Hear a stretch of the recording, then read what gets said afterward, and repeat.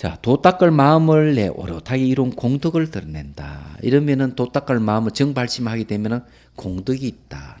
공덕은 뭔가 이익을 얘기합니다. 발심한 이익. 신성치 발심에도 그런 이익이 있고요. 공덕이 있고 해행 발심에도 반드시 발버리심을 일으키면 이익이 있습니다. 상구보리 화중생이 발버리심 내용이거든요. 그건 정발심에도 이익이 있는 거죠. 어떤 이익이 있는가 봅시다. 또 이 보살은 공덕이 다 이루어져 색구경처에서 모든 세간 가운데 가장 높고 큰 몸을 보인다. 왜 하필 색구경처냐? 비비상처정이 아니고 색구경처에서 이걸 보이는 겁니다. 말하자면 이 색구경처에서 도를 이룹니다. 정발심자는요. 정발심자가 내가 깨달음을 얻는데 색구경처에서 이룬다. 색구경처가 뭔가 하면은 색계 제4선정을 얻은 사람들이, 얻은 수행자들이 태어나는 곳이 색구경처예요. 천당이죠. 얘기하자면. 거기서 왜 도를 이룰까? 여러분 그거 아십니까? 비비상처정도 아니고. 아시는 분 없어요? 왜 하필 그 가서 도를 이룬 얘기죠?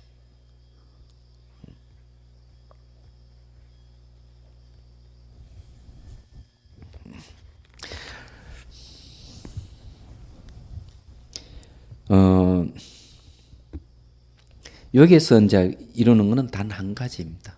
대비심하고 관련이 있어요. 중생 하려면 뭐가 필요합니까? 몸이 필요한 겁니다. 중생들에게는. 법신은 아무 색상이 없기 때문에 법신으로 중생 구제 못합니다. 그래서 깨달음을 이루면 법신을 이루지만은 색구경처에서 이루는 것은 바로 보신불이에요. 타수용신이라고 합니다. 타수용신이라는 것은요. 타를 받아들이는 몸을 타수용신이라고 합니다.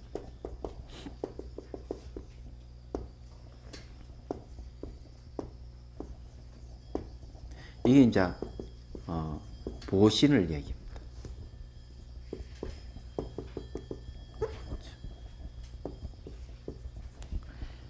보신은 아주 아름다운 장엄되어 있는 몸이에요. 근데 타를 받아들이는 몸, 타수용신이에요. 그래서 정토에서 그 해심일경인데 보면 첫머리 기 나오는데 정토에서 법을 쓰래요. 부처님께서 정토에서 법을 쓰라는데 정토에서 법을 쓰라는 거는 전부 다 타수용신, 보신불이에요. 색구경처에서 이제 이루어가지고 보신불을 보신불은 뭔가 누가 볼 수 있는가 하면 초지보살부터 해가지고 십지보살들이 볼 수 있는 부처님 몸을 얘기합니다. 보신불이에요. 그래 몸이 있어야 됩니다. 중생 구제하려면.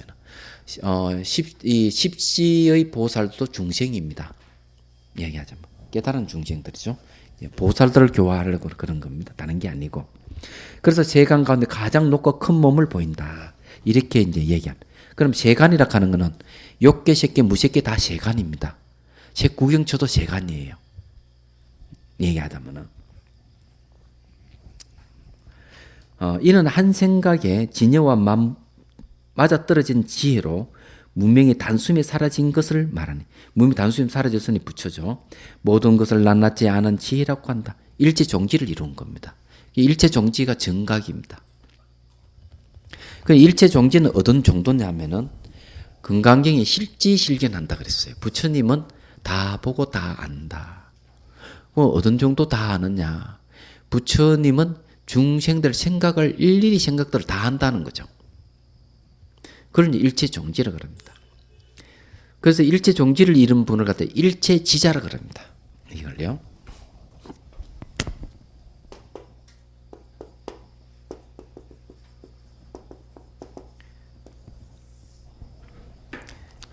일체를 다 아는 자, 부처님을 일체지자라 그러는데 상당히 중요한 게 저게요. 왜 그런가 하면요. 인도에서는 논쟁을 많이 벌였습니다. 그러니까 우리 이제 불교 성녀들과 힌두교의 뭐 성녀들 또는 다른 종교 철학자들 논쟁을 많이 벌이는데 그 주제 하나가 일체지자예요. 불교의 주장하는 것은 창조주 신은 존재하지 않지만은 일체지자는 존재한다. 이거는 논쟁을 굉장히 많이 합니다.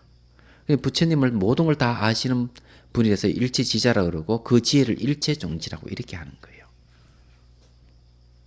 근데 분명히 말씀드리는 것은 일체종지는 반드시 원인과 조건이 갖춰져야만 일체종지를 이룹니다. 얘기하자면. 그전 시간도 얘기했지만은 열매가 익을 때 꼭지가 떨어진다 그랬죠.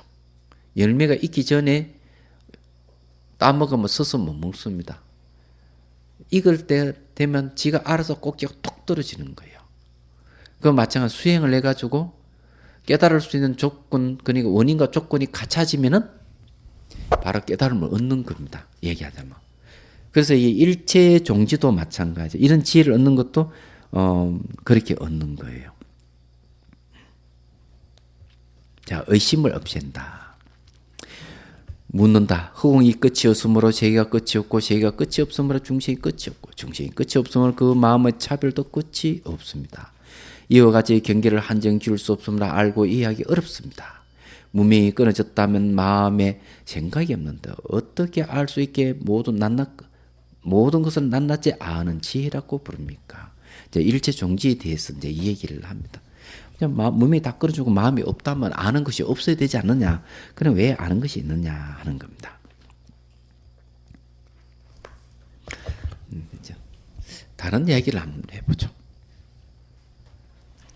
이 세상에서 가장 큰 것이 뭡니까?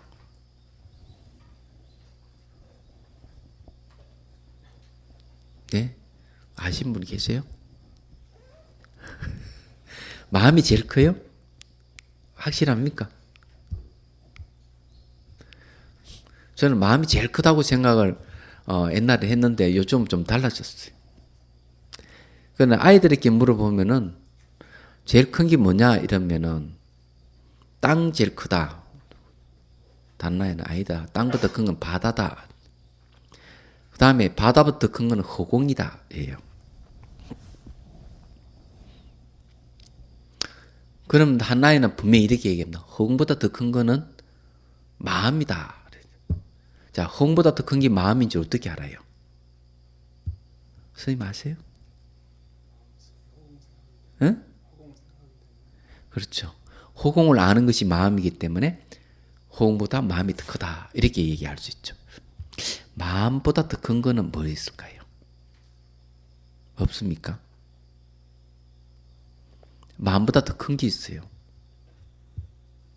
난 옛날에 마음이 제일 큰 줄 알았는데 그러면 이제 마음이 크다고 얘기해 봅시다. 여기서 분명히 뭐라는 마음이라 하는 것은 없는 건데 어떻게 모든 걸 다 아느냐 했지만 생각을 해 보십시오. 자, 땅이 제일 크다 하면 제일 크다 하는 걸 아는 것이 마음이에요. 그죠? 그러면은 이게 땅만큼 아는 게 마음입니다. 땅보다 더 큰 바다다 그러면 바다를 만큼 아는 것이 그다음 마음이죠. 그 다음에 바다보다 큰 허공이다 그러면 허공만큼 아는 것이 마음이에요. 우선 이게 깨달지 못한 마음이라도 아는 것은 분명한 사실. 이게 여기서 크다 하는 문제는 그 안에 뭐가 들어나 안다 하는 게 들어가 있어요. 근데 이 마음이 말이죠. 본질이 실체고 자아가 없다 이게죠. 마음이니까 아무것도 없는 것이다 이게.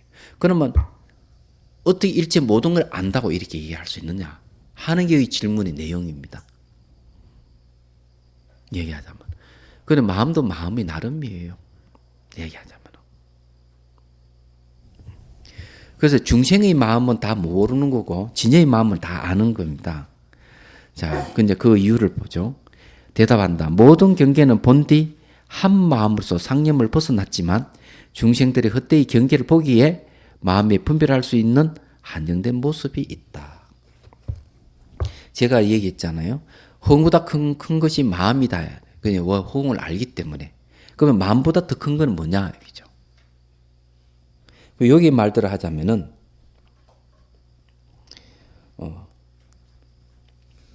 뭘 얘기하느냐 하면은요. 마음에 분별할 수 있는 한정된 모습이 있다 이랬습니다. 중생은 헛된 경계를 보기 때문에. 그러면 마음보다 큰 것이 허공보다 큰 것이 마음이다. 왜 그러냐? 큰 허공을 보기 때문이다. 큰 허공을 본다 하는 분별한다는 거죠. 그러면은 이 분별하는 마음보다 더 큰 게 분명히 있죠. 그게 뭡니까? 본대 한마음. 예. 한마음은 상념을 벗어난 거죠. 이 한마음이 허공을 인식하는 마음보다 그더 큰 마음이에요. 얘기하자면. 자, 이렇게 한마음의 상태로 들어가는 게 사마타로 들어가는 거죠. 수행을 한다면은 헛되이 상념을 일으켜 법의 성품과 들어맞지 않기 때문에 분명히 알 수 없는 것이다. 왜냐하면 대상을 분별하는 건 헛된 상념이에요. 모든 부처님은 헛된 견해와 생각을 벗어나 어떤 곳이도 그 지혜가 두려워하지 않는 곳이 없으니 이 지혜는 이파사나에서 일어나는 겁니다. 마음이 진실하기 때문이며 모든 법의 성품이 그러하다. 자체가 헛된 모든 법을 환하게 비추는 큰 지혜의 작용과 희화를 수지 많은 방편이 있어 모든 중생들이 마땅히 알아야 할 곳을 따라 모두 온갖 법의 이치를 볼 수 있기 때문에 모든 것을 낱낱이 아는 지혜라고 부른다. 자, 여기서 모든 걸 아는 것은 전제가 뭔가 하면은 모든 법을 환하게 비추는 큰 지혜라고 그랬습니다. 이게 이제 여기는 뭐라 해야 되는가 하면 자체 현조란 말을 쓰죠. 자체 현조입니다. 자체가 이 일체 망법을 쫙 다 비추는 거예요. 얘기하자면. 여기 이제 일체 모든 걸 안다 하는 거는 그런 거예요. 그러면 한번 이 모든 걸 비춘 것에 대해서 단서를 한번 잡아보죠.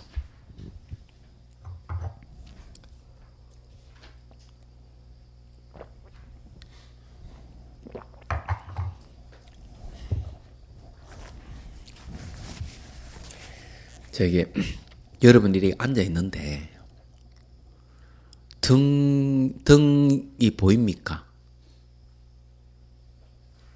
안 보이죠? 그건 등은 안 보이는 건 좋다 이거죠. 의식이 등 쪽으로 갑니까? 여러분 저를 보면서 동시에 의식이 등 쪽으로 가 있는 분을 한번 손 들어보세요. 두 분이 계시네. 세 분 계시는구나. 앞을 보면서 의식이 등으로 동시에 같이 이루어져야 됩니다. 그럼 그 세 분은 그러면은 이렇게 걸어갈 때 보는 거하고 대상 보는 거하고 자기 몸 보는 거하고 이 사이 경계선이 없습니까? 솔직하게 얘기해 보십시오. 손 들어보세요. 경계가 없음. 그건 안 되죠. 육안으로 보는 거는요. 앞으로는 잘 보여요. 옆으로는 잘 안 보여요. 뒤에는 보이지 않습니다. 그럼 마음이 눈이 열리면은 어디인가 육안으로는 앞, 뒤, 좌우가 균일하게 동시에 보는 게 안 되지만 심만이 열리면 가능합니다. 앞을 보는 동시에 뒤도 보고 위도 아래로 좌우로 다 봐야 돼요. 마음이 입체적으로 작용을 해야 됩니다. 이것이 점점 힘이 커지면 전 우주를 손바닥 볼 수 있는 힘이 생겨요. 이게 일체 종지를 알 수 있는 방법입니다. 마음이 입체적으로 작용할 때 일체 종지라고 하는 이해가 오는 거예요. 모든 게 안단 말이 이런 말이구나. 아는 것은 말이죠. 단순하게 모양과 색깔만 아는 거, 멀리 있는 거 가까이 그렇게 아는 거, 이런 건 천안입니다. 하늘의 눈밖에 안 돼요. 여기서 더 나아가서 깊이 쏙쏙 들은 미지세계까지 다 알아야 돼요. 그건 해안이에요. 그 다음에 거시세계가 모든 상호관계를 갖고 있는 거시세계까지 아는 것은 법안입니다. 그래서 육안도 갖고 있으면서 천안, 해안, 법안 다 알면 그 다음에 불안입니다. 불안이 뭔가 일지종지예요. 다 아는 겁니다. 그 시초가 뭐냐 하면은 앞을 보면서 동시에 뒤도 보는 거. 그건 세 분이 있다니까 공부 열심히 하셨네요. 앞을 보면 자기 등 뒤를 안다는 것. 의식이 동서남북 사방 팔방으로 이리 가 있다면은 어떤가 하면 동을 봐도 마음뿐이고 서를 봐도 마음, 앞뒤로 좌우로 다 마음뿐이라는 겁니다. 이런 거는 식무변처정의 현상이에요. 그게 어디를 가도 마음뿐 경계. 어려운 것 같죠? 안 어렵습니다. 여러분 하도를 참고하면 그런 현상이 생겨요. 왜냐하면은 심한이 일렸다는 겁니다. 자, 육안하고 심한의 차이점이 뭐냐면은 육안은 모양과 색깔만 봅니다. 심안은 모양과 색깔의 차원을 넘어가요. 이제 예를 들어서 이제 찻잔을 보면 이런 거예요. 이 모양과 색깔을 보는 거는 육안이에요. 근데 요 안에 실체가 없는 걸 보는 것, 요거는 심안이에요. 그 실체가 없는 걸 보려면은 요것보다는 여기 낫겠네요. 요게 실체가 없는 걸 보려면은 시선을 보는 순간 차고 나가야 돼요. 차고 나가는 건 심안이고 여기에 머무르는 건 육안이에요. 딱 차고 나가면서 이게 실체가 없음을 아는 겁니다. 요 되는 사람 있어요? 없죠. 그러니 심한이 아직 안 열렸다는 거죠. 그러면은 그런 거 보려면은 어디 되는가 하면은 자기 감정, 생각을 객관적으로 명확하게 봐야 돼요. 사물 보듯이. 감정, 생각 이런 것들이. 그건 심한이 확실히 열리는. 심한의 세계, 심한은 마음의 눈에 가는 마음은 물질에 걸리지 않습니다. 그래서 이 사물을 보더라도 전부 다 비어 있는 걸 볼 수 있는 사람은 물질에 잘 안 걸리는 사람이에요. 이 사람들은요. 근데 이렇게 되려면은 마음이 입체적으로 작용도 해야 되고, 마음이 아주 날카로워야 돼요. 날카롭다 하는 건 남 마음을 다치는 그런 날카로움이 아니고, 사물을 본질을 깨뜨려 보는 날카로움이 있어야 돼요. 이런 것이 시초가 돼가지고 일체 종지를 이루는 겁니다. 얘기하자면. 그 다음에 또 봅시다. 묻는다. 모든 부처님께 자연스러운 업이 있어 모든 것이 나타나 중생에게 이익을 줄 수 있다면 모든 중생이 부처님과 그분의 신통 변화를 보고는 설법을 듣고 많은 이익이 있어야 합니다. 그런데 어찌하여 세간 대다수 사람들이 이런 일을 볼 수 없습니까? 이 말은 뭐 부처님은 늘 중생과 함께 있고 중생을 구제하는 놀라운 힘을 가지시고 작용을 한다면 왜 우리 중생들은 못 봅니까? 이기죠. 이게 의심이 들죠. 안 그래요? 그럼 이 자리도 좀 부처님 계신다고 봐야죠. 근데 우리 왜 못 보느냐 이기죠. 그러니까 이제 대답을 한다. 모든 부처님의 법신은 평등하고 모든 것에 두루하여 억지 의도가 없기에 자연스러움이라는 표현을 쓴다. 그러니까 우리 법신은 평등하다면 모든 게 다 있다는 거죠. 여기도 있습니다. 지금 이 자리도. 다만 중생의 마음에 따라 나타날 뿐이다. 중요한 중생의 마음 따라 나타난다. 중생의 마음이 두꺼우면 못 보는 거죠. 중생의 마음이 얇아가 투명해지만 본다는 거죠. 중생의 마음은 거울 같다. 거울에 때가 끼면 모습이 나타나지 않다. 중생의 마음에 번뇌가 있으면 법신이 나타나지를 않는 것이다. 그러면은 이 말은 뭔가 하면 이런 얘기예요. 초등학생 수준으로는 대학생의 수준이 있는 사람과 대화를 할 수가 없습니다. 초등학생이지만 대학생의 수준의 지식을 가지고 있으면 대학생들하고 대화가 오가죠. 마찬가지예요. 내가 이게 부처님 법신하고 상응할 수 있는 그런 마음 상태가 아니면 부처님 법신을 못 보는 겁니다. 다만 부처님을 보더라도 화신 정도는 보죠. 좀 더 닦으면은 응신의 경지성, 쉽게 말해가지고 해행발심의 정도에 가면 응신은 보죠. 정발심의 경지에 가면 비로소 부처님의 보신을 봅니다.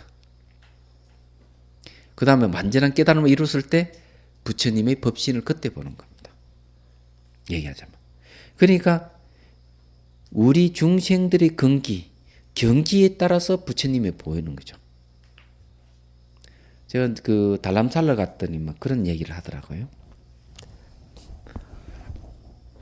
뭘 얘기하는가 하면은 인도에서 가장 오래된 불교 대학이 나란다 대학이라네. 나란다 사이드 가봤는데 뭐 한 수십만 명이 살았대요. 그러니까 전 세계 모든 스님들 그거 다 공부를 했고 우리나라는 해초 스님이라 뭐 다 그거 갔죠. 공부하러 가고 이러는데 엄청난 많은 스님들 거기 총장이라 그러면 대단하잖아요. 그죠? 이 총장이라는 스님은 이름을 이제 안 먹었지만 듣기만 해서 수행을 열심히 한 거라.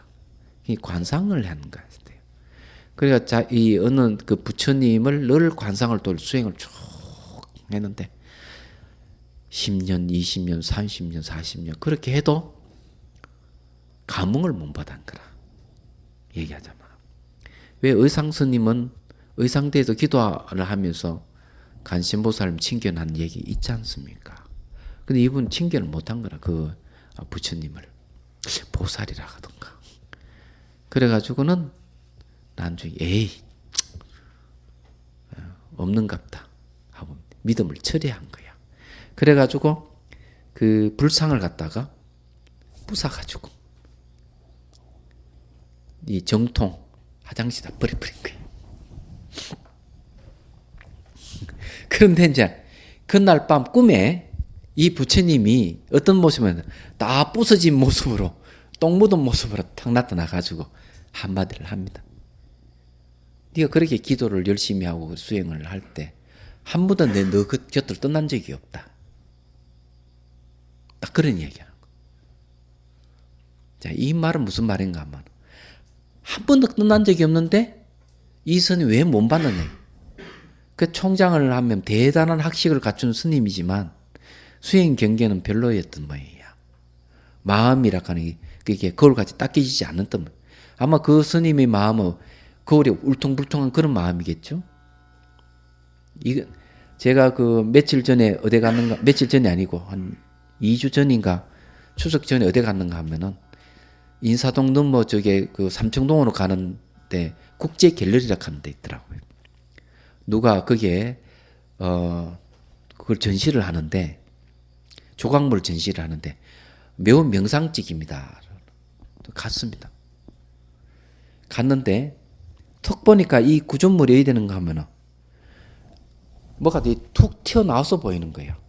이상하다. 옆으로 쫙 이래 보니까 툭 튀어나온 건 없고 쑥 들어가 있는 거예요. 쑥 들어가 있는데 거울같이 돼 있습니다. 쑥 들어가 있는데 그거 딱 서가보면 그 앞으로 툭 튀어나와서 보이는 거예요. 그래서 이 명상제기로 했구나. 그러니까 이게 거울머리 쫙 고르는 게 아니고 안으로 쑥 들어가 있으니까 나오는 건 툭 튀어나오고 본다 얘기죠. 희한하게 돼 있습니다. 마찬가지로 우리 마음은 거울 같은 마음이 있는데 두들두들하고 때가 묻은 마음이에요. 그래서 이걸 반야공을 닦아면서 깨끗이 하고 선행을 하면서 깨끗이 해야 되거든요. 그 두두두한 면이 아주 맑아지고 고르게 되면은 그의 비치는 부처님을 그때부터 볼 수 있겠죠. 여기서 이야기하는 그런 이야기입니다. 두들두들한 마음, 울퉁불퉁하고 때가 끼인 마음은 제대로 반영을 할 수가 없는 거죠. 얘기하자면. 오늘 여기까지 5위 봅시다.